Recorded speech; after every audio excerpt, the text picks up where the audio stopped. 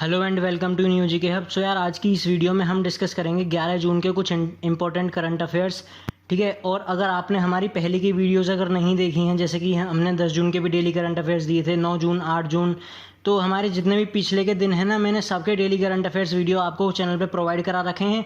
अगर आपने वो वीडियोस नहीं देखे हैं तो सबसे पहले जाकर उन्हें देख लीजिए, जिससे कि आपको और ज़्यादा इन्फॉर्मेशन जो है वो प्रोवाइड हो जाएगी। और अगर आपको हमारी वीडियोज़ अच्छी लगती हैं तो जल्दी से जाकर हमारे चैनल को सब्सक्राइब कर दीजिए, और साथ ही साथ में हमें इस टेलीग्राम चैनल पर ज़रूर ज्वाइन कर लीजिए, जिससे कि आपको हमारे इस वीडियो के साथ साथ ना इसकी पीडीएफ जो है वो वहाँ पर अवेलेबल करा दी जाएगी। और साथ साथ इस वीडियो से जितने भी करंट अफेयर्स के क्वेश्चन, इंपॉर्टेंट क्वेश्चंस जो भी बनेंगे, मैं आपको वो वहाँ पर प्रोवाइड करा दूंगा। ठीक है, तो उससे क्या होगा, उससे आपको और ज़्यादा आसानी हो जाएगी, जिससे कि आप अपने कॉम्पिटिटिव एग्जाम्स को और जल्दी क्लियर कर सकते हैं, और आपको और ज़्यादा इन्फॉर्मेशन भी मिलती रहेगी। अगर आप क्वेश्चन बेस में पूछा जाएगा तो आप उसके आंसर भी ईजिली दे सकते हैं। तो यार, जल्दी से अगर चैनल को भी ज्वाइन कर लीजिएगा और हमारे चैनल को भी सब्सक्राइब कर दीजिएगा। तो आज की इस वीडियो को बिना टाइम वेस्ट के चलिए शुरू करते हैं। तो सबसे पहले बात करते हैं हम अपने इंटरनल न्यूज़ के बारे में, या फिर इंटरनल करंट अफेयर्स के बारे में। तो वो यह है यार, सबसे पहली कि म्यांमार मिलिट्री, ठीक है, तत्मदो रिटर्न्स टू फेसबुक। ठीक है, अब यार म्यांमार की जो मिलिट्री है वो फेसबुक पर रिटर्न हो गई है। इसका मतलब जो है, इस पर जो है या तो ये किन्हीं कारणों की वजह से फेसबुक से अलग हो गई थी, ठीक है, या फिर इस फेसबुक से अलग होने का मतलब है कि यार वहाँ पर जो है अब वो पोस्ट नहीं करती थी, या फिर क्या कहते हैं, कुछ इन्फॉर्मेशन जैसे प्रोवाइड करते हैं ना, तो सोशल मीडिया है तो जैसे हम इन्फॉर्मेशन को थ्रू सोशल मीडिया दूसरों तक पहुँचाते हैं ना, बिल्कुल वैसे ही म्यांमार की जो मिलिट्री थी वो अपनी इन्फॉर्मेशन को, यानी अपने म्यांमार के जो पीपल हैं, वहाँ की लोगों को इन्फॉर्मेटिव रखने के लिए वो कुछ फेसबुक के जरिए कुछ इन्फॉर्मेशन प्रोवाइड कराती होगी। ठीक है, तो इसका मतलब है कि रिटर्न टू फेसबुक, यानी वो पहले या तो फेसबुक से अलग हो गई होगी। ठीक है, तो यार वो अलग हुई थी, उस पर सबसे पहली बात, उस पर रेस्ट्रिक्शन लगाए गए थे 2018 में, क्योंकि कुछ लोगों के या फिर कुछ एलिगेशंस लगाए गए थे, ठीक है, इस मिलिट्री के ऊपर, क्या कहते हैं कि वो जो है एक लोथ डिस्कोर्स, ठीक है, यानी वो कुछ गलत इन्फॉर्मेशन प्रोवाइड कर रही है लोगों को। ठीक है, और कुछ गलत इन्फॉर्मेशन प्रोवाइड कर रही है, या फिर लोगों को गलत तरीके से प्रोवोक कर रही है, तो वो सारी चीज़ें उनके ऊपर एलिगेशंस लगे थे, जिसकी वजह से इनको जो है बैन कर दिया गया था, या फिर जिनकी वजह से इन पर रेस्ट्रिक्शंस लगाए गए थे फेसबुक को यूज़ करने पर। लेकिन इस वक्त जो है इन्होंने दोबारा डिसाइड किया है कि फेसबुक पर जाएंगे और एक्यूरेट न्यूज़ जो है वो पहुंचाएंगे पीपल के पास में, वो ऑफ दी म्यांमार। ठीक है, तो ये चीज़ आपको ध्यान रखनी है कि Myanmar military Tatmadaw returns to Facebook. आगे बढ़ते हैं अपने अगले स्टेट न्यूज़ के ऊपर। तो वो है यार कि World Bank lands ₹1950 crore loan to West Bengal. अब यार वर्ल्ड बैंक ने जो है 1950 करोड़ का लोन दिया है वेस्ट बंगाल को। ठीक है, अब ये लोन उन्होंने दिया क्यों है यार? ये लोन दिया उन्होंने कि कोविड-19 की जितने भी एक्सट्रीम सिचुएशंस हैं उनको टैकल करने के लिए। ठीक है, tackling covid situations and development in the state, और स्टेट के अंदर डेवलपमेंट करने के लिए। ठीक है, अगर डेवलपमेंट कैसे होगा, या तो उसका इंफ्रास्ट्रक्चर बढ़ाया जाए, या फिर सोशल वेलफेयर स्कीम्स लाई जाएँ। ठीक है, जैसे कि कुछ वेलफेयर किया जाए लोगों का, तभी तो डेवलपमेंट होगा। तो यार वेस्ट बंगाल की गवर्नमेंट ने डिसाइड किया है कि जो 1950 करोड़ रुपए उन्हें मिले हैं, उसमें से 850 करोड़ जो है, ठीक है, ये वाला 850 करोड़ वो जो है सोशियो वेलफेयर स्कीम्स के ऊपर खर्च करेगी।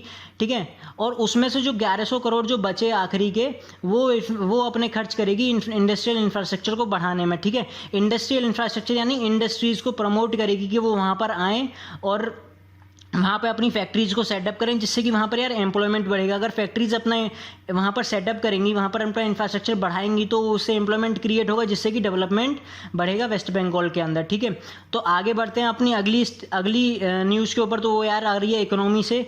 तो वो है यार कि S&P ratings project Indian economy to shrink 5% in the financial year 21। ठीक है, तो यार एक ग्लोबल रेटिंग्स, ठीक है, एक ये S&P ग्लोबल रेटिंग्स ने, ठीक है, अपनी एक रिपोर्ट रिलीज़ की है। ठीक है, जिसका टाइटल इन्होंने रखा है, इसका टाइटल आपको ध्यान रखना है कि इन्होंने अपना टाइटल क्या रखा है। तो वो यार इसका टाइटल है इनका, financial conditions reflect optimism, lockdown figure, fatigue energy emerges. ठीक है, financial conditions reflect optimism, lockdown fatigue emerges.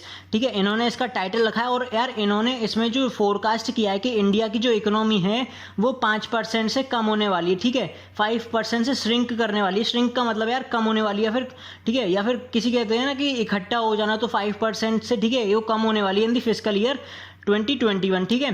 Physical year 2021 में इंडिया की जो इकोनॉमी है वो 5% से जो है कम होने वाली है, और इन्होंने ये भी बताया कि इंडिया की जो ग्रोथ रहेगी वो 8.5% रहेगी, ठीक है। रीबाउंड करेगी 8.5% तक, यानी दोबारा बढ़ेगी 8.5% तक इंडिया फिजिकल ईयर 2021 टू 2022, ठीक है। तो आपको ये चीज़ भी ध्यान रखनी कि इंडिया की जो इकोनॉमी है वो 5% से श्रिंक करेगी, और इंडिया की जो ग्रोथ है वो रीबाउंड करेगी टू 8.5%। और यार इन्होंने ये भी बताया कि जो इंडिया की जो ग्रोथ रहेगी इन द ईयर 2020 टू 2023 में वो रहेगी यार 6.5%। तो ये तीनों चीज़ें आपको ध्यान रखनी है कि 2021 में 5% से इंडिया की इकोनॉमी श्रिंक करेगी, उसके बाद में 2021 और 22 में 8.5% से रीबाउंड ग्रोथ करेगी, फिर उसके बाद में 2022 से 23 के बीच में 6.5% के रेट से वो दोबारा बढ़ेगी, ठीक है। तो आपको ये चीज़ ध्यान रखनी है कि किसने दी है, ये S&P ग्लोबल रेटिंग्स ने दी है, जिसका टाइटल इन्होंने रखा था रिपोर्ट का अपना financial condition reflect optimism lockdown fatigue emerges, ठीक है। ये चीज़ आपको ध्यान रखनी है। आगे बढ़ते हैं अपने अगले बिजनेस न्यूज़ के ऊपर, तो वो है यार कि IL&FS, ठीक है। IL&FS सेल्स 50% स्टेक, जो Infrastructure Leasing and Financial Services Limited है ना, IL की फुल फॉर्म होती है यार, ये कंपनी है, ठीक है, Infrastructure Leasing and Financial Services Limited, ठीक है। ये रही इसकी फुल फॉर्म, ये चीज़ आपको ध्यान रखनी है, Infrastructure Leasing and Financial Services Limited. उसने जो है अपने 50% स्टेक जो है, यानी अपनी कंपनी का 50% हिस्सा जो है वो यार गिफ्ट सिटी, ठीक है, गिफ्ट सिटी को बेच दिया टू गुजरात गवर्नमेंट। अब यार इन्होंने ये क्यों किया है, इन्होंने ये किया है यार वो इसमें कि इनको जो है अपना वो बढ़ाना था, इक्विटी वैल्यू बढ़ानी थी अपनी। तो इन्होंने क्या करा, अपना जो स्टेक है 50% गुजरात गवर्नमेंट को बेच दिया, ठीक है। गुजरात गवर्नमेंट के बेसिस पर गुजरात गवर्नमेंट के बेसिस पर खरीदा है, यानी उनके बिहाफ पर ये खरीदा है Gujarat urban development company limited ने, ठीक है। तो ये चीज़ आपको ध्यान रखनी कि on behalf of Gujarat government ये जो 50% स्टेक है वो किसने खरीदा है, वो खरीदा है यार Gujarat urban development company limited ने, ठीक है। और इसमें ये जो खरीदा गया यार, वो खरीदा गया है टोटल 32 करोड़ रुपए के ऊपर, ठीक है। 32 करोड़ रुपए में ये जो 50% स्टेक है वो टोटल खरीदा गया है। और ये गिफ्ट सिटी है, ठीक है, इस गिफ्ट सिटी की फुल फॉर्म है यार Gujarat international finance tech city, ठीक है, फाइनेंस टेक सिटी। ये टेक की आपको स्पेलिंग ध्यान रखनी है कि TEC, ठीक है, टेक सिटी, ये चीज़ आपको ध्यान रखनी है। और यार इसके बाद में जो है जो 32 करोड़ रुपए हैं कि 32 करोड़ रुपए के बदले जो है IL&FS को इक्विटी वैल्यू मिली है शेयर्स की, ठीक है। और ये जो कंपनी है गुजरात अर्बन, ठीक है, और ये जो गिफ्ट सिटी है वो यार रियल एस्टेट डेवलपमेंट के बिजनेस में काम करती है। ये भी चीज़ आपको ध्यान रखनी है कि कौन सी कंपनी है, ये रियल एस्टेट डेवलपमेंट के बिजनेस में काम करती हैं, ठीक है।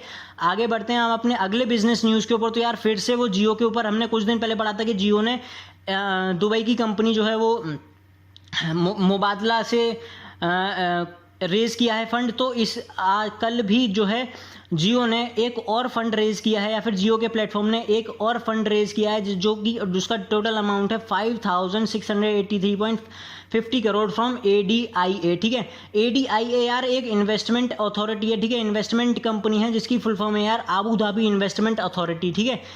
आबू धाबी इन्वेस्टमेंट अथॉरिटी की एक सब्सिडरी, यानी उसकी एक ब्रांच ने जो है 5683.50 करोड़ का इन्वेस्टमेंट किया है जियो में, ठीक है।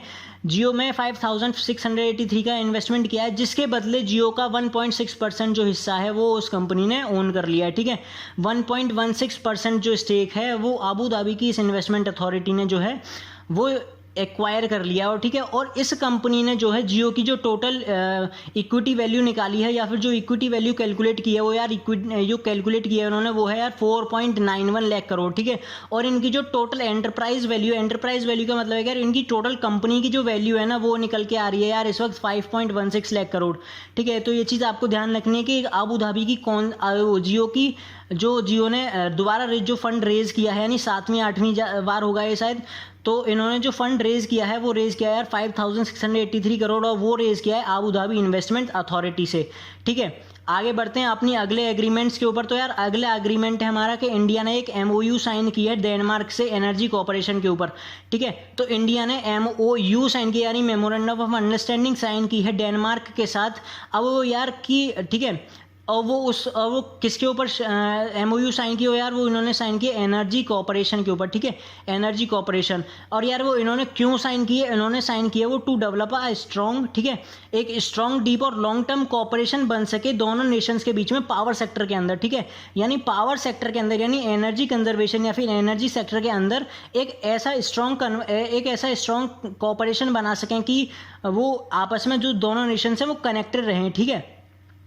और यार अब ये MOU साइन किसने की है, तो यार ये इंडिया की मिनिस्ट्री ऑफ पावर, ठीक है, इंडिया की मिनिस्ट्री ऑफ पावर और डेनमार्क की ministry of energy utilities and climate, ठीक है, ये चीज़ आपको ध्यान रखनी है।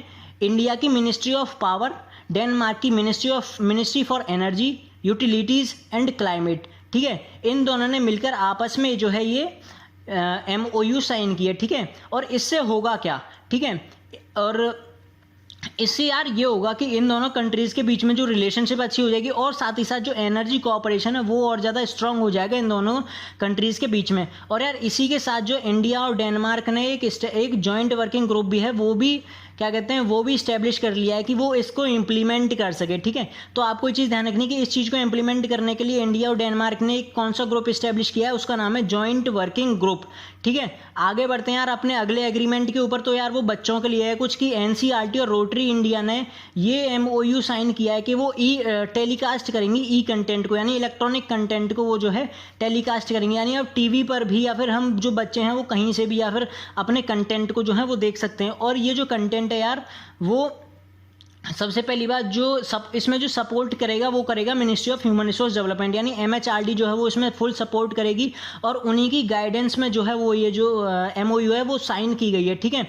और ये किस के बीच में साइन हुई है यार, वो NCERT यानी नेशनल काउंसिल फॉर एजुकेशनल, ठीक है, national council for educational research and training, और उसके साथ साथ रोटरी इंडिया ह्यूमैनिटी फाउंडेशन, इन दोनों ने ये जो है MOU साइन किया, ठीक है। और इसका मेन एम है कि जो चिल्ड्रंस हैं अक्रॉस इंडिया उनको जो है लर्निंग मिल सके, ठीक है। और जो MOU साइन की गई वो फर्स्ट टू 12th क्लास तक के लिए साइन की गई है, ठीक है। और इसमें जो कंटेंट रहेगा वो NCERT अप्रूव्ड रहेगा।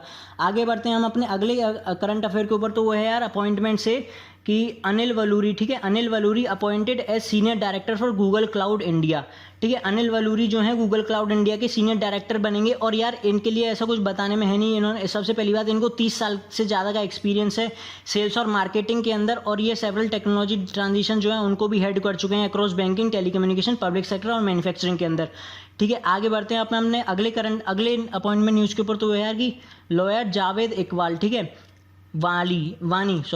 Lawyer Javed Iqbal Wani appointed as Jammu and Kashmir High Court जज, ठीक है।